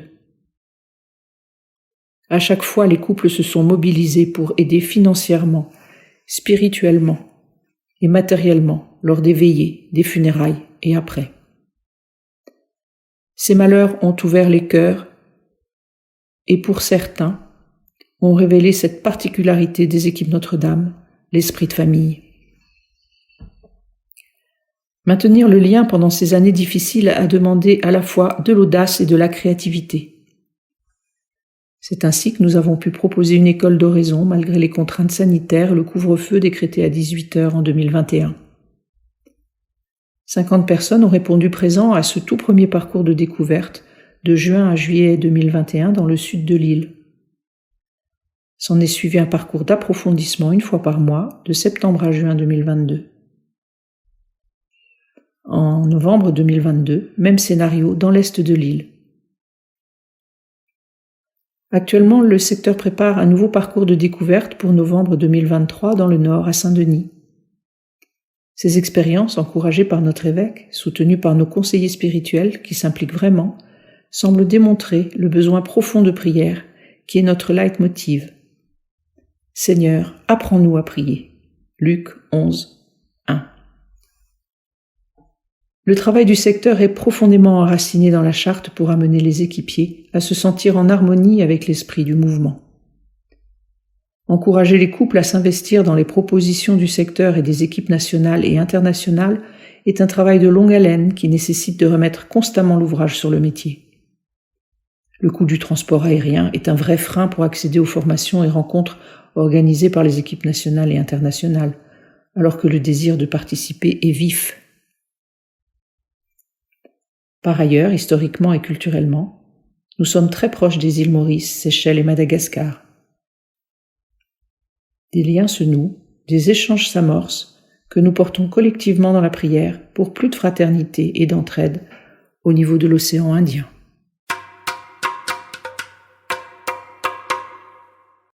L'internationalité du mouvement des équipes Notre-Dame par Thérèse et Antoine Leclerc, couple de liaison de la zone Centre-Europe de l'équipe responsable internationale. Le fruit de l'internationalité. Diffusé au plus grand nombre, le premier fruit de l'internationalité, c'est de permettre au plus grand nombre possible de couples de faire partie du mouvement des équipes Notre-Dame et ainsi de bénéficier de la pédagogie et du charisme de ce mouvement. Si le mouvement n'avait pas franchi les frontières, il n'aurait pas rempli sa vocation missionnaire. Cela a toujours été une priorité du mouvement, s'étendre dans le monde entier. Élargir notre regard. Si l'internationalité du mouvement permet à plus de couples d'en faire partie, elle permet surtout à chaque couple d'approfondir les grâces du mouvement de mariage. En effet, à l'intérieur d'une équipe, les manières de vivre et pratiquer les points concrets d'effort sont variées. Le partage sur les points concrets d'effort avec d'autres couples lors de la réunion mensuelle d'équipe permet à chacun de progresser sur ses points faibles. Cette fécondité du partage au niveau d'une équipe, nous la retrouvons au niveau du secteur, de la région ou de la super-région. La diversité des couples, des équipes, des secteurs, des régions et super-régions, par des rencontres et des échanges, permet d'enrichir la manière de vivre les points concrets d'effort, d'animer les équipes, de conduire les formations. Cette variété des manières de s'approprier la pédagogie des équipes Notre-Dame est encore plus manifeste au niveau international. C'est une grande chance de bénéficier de l'expérience d'autres pays, d'autres cultures qui nous stimulent pour avancer toujours plus loin sur le chemin de la sainteté. Mettre en lumière le sacrement de mariage. La manière de considérer et de vivre le mariage varie beaucoup suivant les époques et les pays. Une grande part de cette variété est liée à la culture. Et pourtant, le sacrement de mariage est universel et dépasse toutes les cultures. Rencontrer d'autres couples unis par le même sacrement de mariage permet de mettre en évidence ce qui est universel, ce qui est lié à la culture, donc variable suivant les situations. Cela nous permet de mieux nous rendre compte que l'amour de Dieu nous donne dans le mariage est beaucoup plus important que les modalités dans lesquelles on le vit. Témoigner de la paix. Dans un monde où il y a toujours trop de conflits et de guerres, le mouvement des équipes Notre-Dame témoigne par sa diversité que l'amour de Dieu est plus grand que les divisions humaines. Quand des couples de différents pays, parfois en froid ou en conflit, se réunissent, prient et partagent ensemble, cela témoigne que les relations internationales ne doivent pas se réduire à un rapport de force, mais qu'elles sont aussi un lieu de fraternité. Les défis de l'internationalité. L'internationalité du mouvement est une chance inestimable et porte beaucoup de fruits. Mais d'un point de vue pratique, cela génère des difficultés à surmonter. Aspect linguistique. La première difficulté pour échanger et partager, c'est de se comprendre si on ne parle pas la même langue. Il a donc fallu fixer quelques règles et modalités de fonctionnement. La langue officielle est le français. Les documents officiels sont donc en français. La langue de travail de l'équipe responsable internationale. 5 langues principales sont utilisées dans les échanges internationaux. Le français, l'anglais, l'espagnol, le portugais et l'italien. Tous les documents d'une certaine importance sont donc traduits et diffusés dans les 5 langues. Le site internet du mouvement au niveau international doit aussi être accessible dans ces 5 langues. Un gros effort de traduction est également fourni par beaucoup de super-régions dans lesquelles d'autres langues sont utilisées. Les documents de base, livrets de pilotage, thèmes d'études, etc. doivent être traduits dans la langue parlée par chaque équipe. Dans les rencontres et rassemblements de super-régions avec plusieurs langues, il est nécessaire de mettre en place des dispositifs permettant à chacun de participer. C'est un effort significatif qui porte des fruits. À la Pentecôte 2022, nous avons participé à un rassemblement de la super-région Pologne et Europe centrale à Częstochowa et on pouvait entendre du polonais, du tchèque, du hongrois, du letton, du lituanien, du russe, de l'ukrainien, de l'anglais, du français, de l'allemand. Et comme les disciples de Jésus dans les Actes des Apôtres, nous comprenions tous que l'Esprit Saint nous était donné et que nous étions envoyés en mission. C'était une manifestation magnifique de la présence de l'Esprit Saint parmi nous. Aspect actuel, culturel. Au-delà de la langue, les différences culturelles rendent parfois difficile la compréhension réciproque. Nous ne sommes pas tous attentifs aux mêmes priorités, aux mêmes aspects des événements. Et dans une rencontre, il y a un risque de ne pas bien écouter et comprendre ce qu'en dit son interlocuteur. Cela demande donc à chacun un effort d'écoute, de patience. Il est nécessaire de poser sur son interlocuteur un regard d'amour comme celui de Jésus, un regard qui considère l'autre comme un enfant de Dieu qui a quelque chose de beau à me communiquer et que je dois écouter et accueillir. Le défi de l'unité. Quand on ne parle pas la même langue, quand notre culture nous conduit à avoir des sensibilités variées et des priorités différentes, il y a un risque que chaque pays fasse ses propres choix et que l'unité du mouvement des équipes Notre-Dame soit menacée. Cela conduirait à ne plus partager avec les mêmes richesses et les fruits de l'internationalité décrits ci-dessus seraient perdus. Pour que l'unité soit préservée, c'est à chacun de faire un effort. Rubrique Massabielle, la maison du couple. La maison Massabielle au rendez-vous des Jeux Olympiques. Par Thierry Cramet, directeur de la maison Massabielle, équipe Anguin 1. À l'été 2024, ce sont 15 à 20 millions de personnes qui sont attendus en France pour les Jeux olympiques, dont certains sites sont situés à seulement 15 km de la maison Massabielle. Des familles nous ont déjà contactés pour réserver un hébergement à cette période. Cependant, face à l'afflux des demandes, nous souhaitons donner la priorité aux membres de notre mouvement provenant de toute l'Europe, en particulier de notre super-région France-Luxembourg-Suisse, et ainsi faire de la maison Massabielle le lieu de rencontre des équipiers intéressés par les Jeux olympiques. Nous pourrions prévoir des retransmissions de compétitions sur écran géant dans notre grande salle, ainsi que des soirées de convivialité autour de barbecues ou buffets au pied du Grand Cèdre. Nous pensons proposer principalement des demi-pensions avec les repas du matin et du soir et une possibilité de pique-nique emporté pour permettre aux résidents d'organiser leur journée sur les sites olympiques.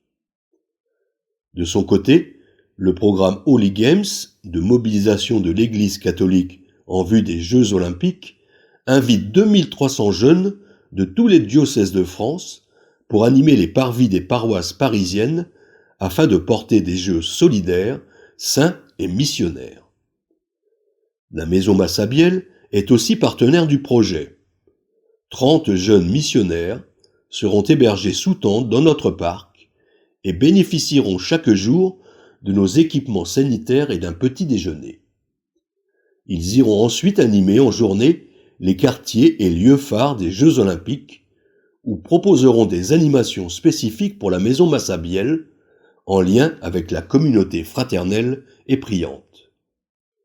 C'est donc une double raison de venir à Massabielle à l'été 2024, assister aux Jeux olympiques et bénéficier des animations des jeunes catholiques du programme Holy Games. Il y a de la place dans les 40 chambres et 3 dortoirs de la maison Massabielle. L'appel est maintenant lancé auprès de vous, équipiers de France, Luxembourg et Suisse. Ne traînez pas si vous êtes intéressés. Contactez-nous par mail accueil@massabielle.net pour réserver votre séjour.